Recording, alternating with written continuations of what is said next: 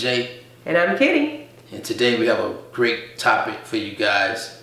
Our topic today is going to be about relationships. And the topic for today is how can you get past a deep hurt in a relationship? Especially if you still want to be in that relationship.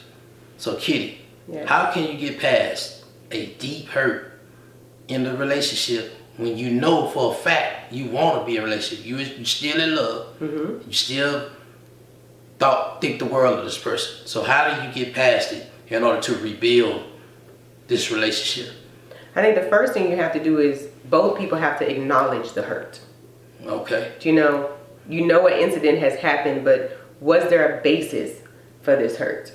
For whoever caused it and whoever received it. So the offender and the right. Okay, I got right, you. and the person that it happened to. The victim. So there's got to be some acknowledgement of what happened, and then once you acknowledge what happened, and then both people discuss. That goes back to that communication thing. Is right. How did we get here? Okay. How did we get to this hurt? Like, how did you get to the point to where you wanted to make that decision and take those actions that hurt me? Where was the basis that come from? And then here is the basis of where my hurt is and why I feel the way I do based off your actions. So there's a lot of acknowledgement that has to be done there. And that's going to be through real serious communication. Right. So also in prayer, you're going to need some prayer. Especially but in this situation. Prayer is all good. But when you are going through a hurt and it's fresh, the last thing you are thinking about is praying. You thinking about what? Fussing. You thinking about cussing. You thinking about crying. You are running through the gamut of emotions. Okay. The person who did the hurt, if they're still wanting that relationship, if they're still wanting to be with that person, even though they caused the hurt, there's still some sense of acknowledgement that has to go there, of trying to get that person to understand, trying to explain why they did what they did to cause this hurt.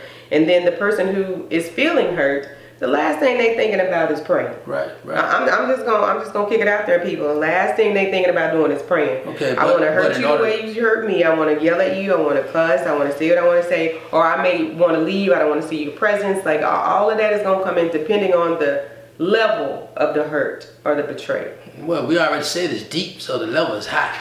So at the end of the day, so with that, you're gonna have to that person that was hurt gonna have to forgive. Period. In order for the situation to even get better.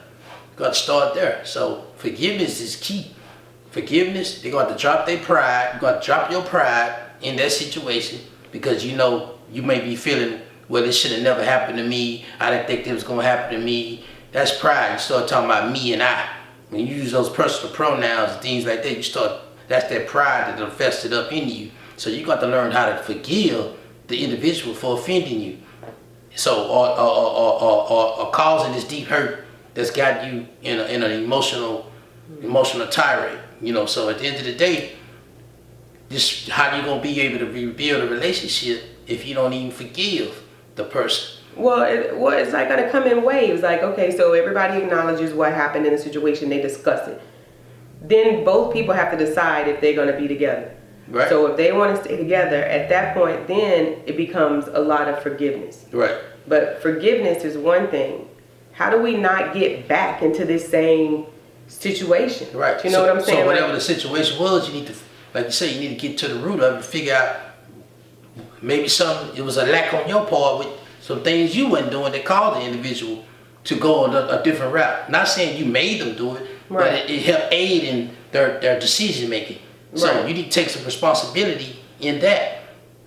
Yes, you need that person need to take some responsibility in their lack of attention or lack of reciprocation, lack of anything. They need to take responsibility in their part in it. Just because you didn't commit the offense, don't mean you didn't have nothing to do with the offense. That's deep.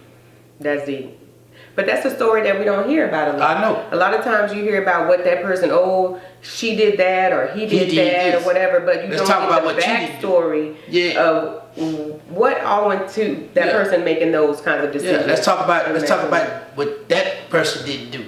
See, that's the thing. You always get one side of the story, especially when it comes to cheating.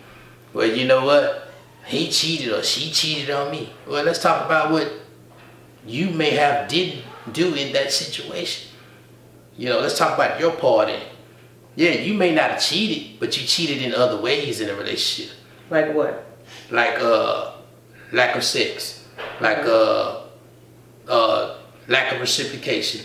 Like that means you are not spending time, not getting on board with the other person's goals and visions and dreams, not being supportive. You cheat that individual in many other ways. That's betrayal. Right. So cheating is betrayal. Those ways are betrayal as well. So when you don't support your husband, that's a betrayal. Or your wife. I'm speaking for the men. You can speak for the women. When you don't support your man, your mate. If he want to start a business and you ain't on board, you team shoot it down. That's betrayal. You understand what I'm saying? So when you don't support his vision, his dreams, his goals, and you ain't there for him, you ain't encouraging, you ain't motivating, you ain't none of those things, then what you think you're gonna get? So when he decide to make a move that he ought not make, and then now it's all his fault. Bingo. Nope. It's never always one person's fault. It takes two to tangle. But it also takes two to mess it up. I can't mess up myself. If I'm by myself, I can't mess up myself. This is true. Am I right? This is true.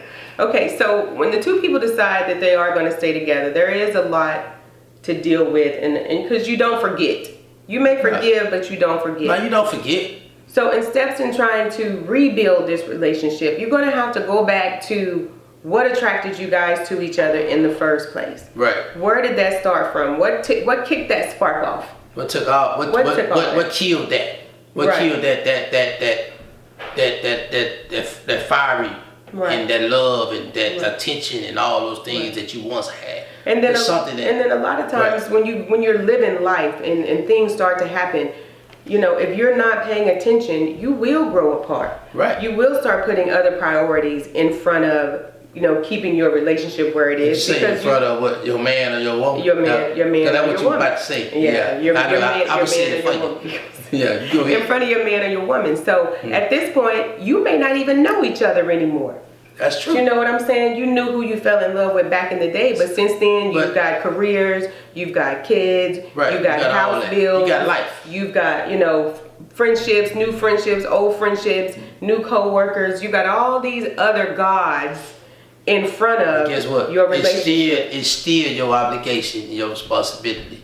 It is to look out for the other individual. I don't care what you got, but life does get in the way if you are not cognizant of it. I'm saying if you're not cognizant of it, if you're just living life and you're just going through, you're not paying attention. It's no excuse. It's no excuse. When you know you got a husband, you know you got a wife.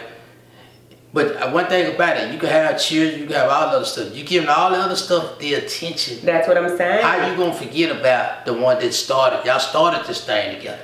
Because it's very easy to do if you're just not paying attention. And that's where the taking things for granted jumps in. That's where you get the building of the bricks. Because if you're not growing together, you still are living together. We ain't growing together, but you're not growing together. But you think just because you're in the same house, you're living the same life, in the same bed, in the same relationship, you got the same kids, you know what I'm saying? That you just living life, that everything is all right. And it's not. But it's not, because you're not having meaningful conversations anymore. But guess what? You're not talking, you're not listening to one another. But what you just said, if you're going through all that, and you're going through the most, you know before it goes down that the situation is rocky.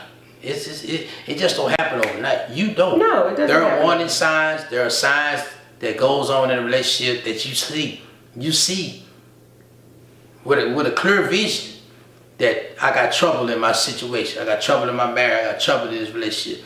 It just don't happen overnight. So at some point, you can't use an excuse and say, well, you know, life just caught up with me. Well, at some point, you see and know, hey, you know what? I ain't really been on my game.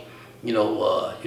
But you tell yourself I'm gonna get better or I'm gonna do better, but you never do better. Right. But again, if you say that to yourself and recognize that you ain't on your game, then you know it's trouble on the rise.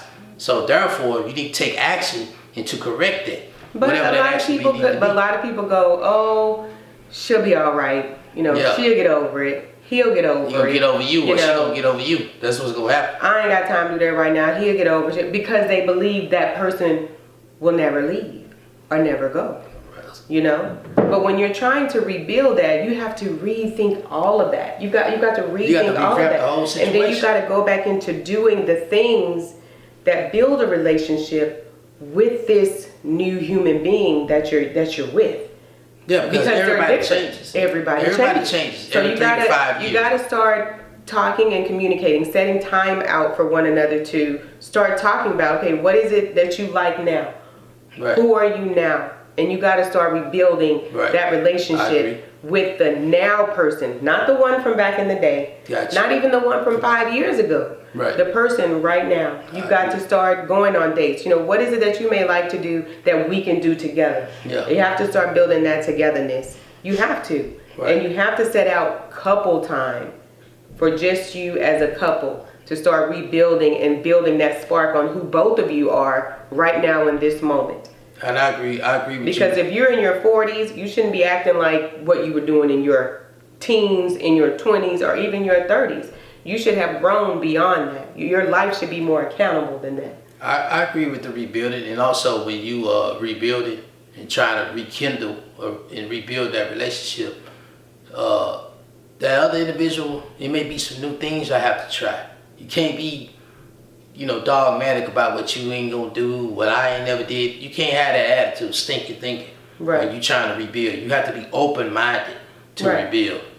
Especially if you're trying to keep that relationship thriving and flowing. And then what you can't do, and what I hear a lot of people that be in these situations, what you cannot do is continue to throw up that past incident in the person's face who offended you. Or harbor it inwardly and don't. And even though you may not say it outwardly, it's going to show. Holding it in your spirit. But it's not going to be overnight. It's going to be over time. Yeah. But over time, if you say you forgive the person, y'all communicated about the incident, then your actions and your lifestyle need to reflect it. Right. The whole lifestyle needs to reflect it. If you truly are trying to make this work as a couple, not just make it work for the kids, not just make it work because you got this big house and you don't want to, decrease how you live, not staying together because you don't want Facebook and Instagram to know that your marriage didn't work. When you legitimately stay because you ultimately really want to be with this human being. Exactly. You've got to start making a change, and you got to start taking positive actions. Positive actions. Right. Be the one to initiate some things. As women, we shouldn't be always waiting for the man to initiate stuff. True. You can still be a lady and have a voice. Absolutely.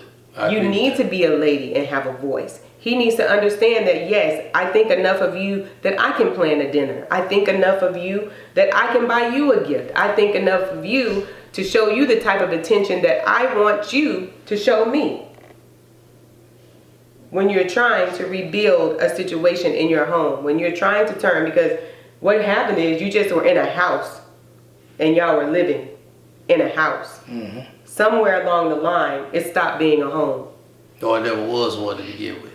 That is possible too. Well, I'm done with this topic. You're done with this topic? All right. Well, we thank y'all so much. And what do you guys think? Leave us a comment below. Make sure that you subscribe and hit the notification bell. And check us out on Instagram, Facebook, and Twitter. As always, we wish you love, peace, and togetherness. Till next time. Bye-bye.